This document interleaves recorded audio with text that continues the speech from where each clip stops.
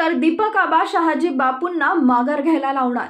माजी आमदार दीपक आबा साळुंखे पाटील शहाजी बापूंना माघार घ्यायला भाग पाडतील।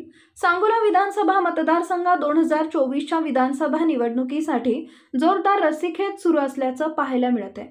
एकीकडे स्वर्गीय भाई आमदार गणपतराव देशमुख आणि यांचे दोन्हीही नातू व दुसरे दीपक आबा साळुंखे आणि विद्यमान आमदार शहाजी बापू पाटील इच्छुक आहेत।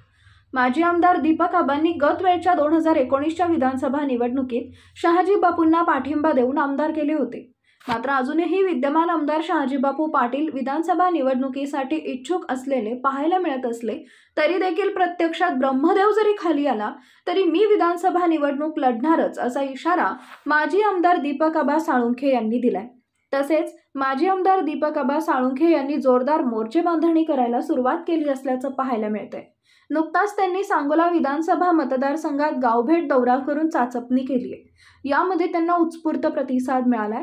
माजी आमदार दीपक आबा साळुंखे पाटील हे प्रशासनावर वचक ठेवून आहेत, त्यामुळे तालुक्यातील राजकारणात सक्रिय सहभाग असल्याने शेतकऱ्यांना योग्य वेळी योग्य न्याय मिळत असल्याची भावना सर्वसामान्यांमध्ये आहे।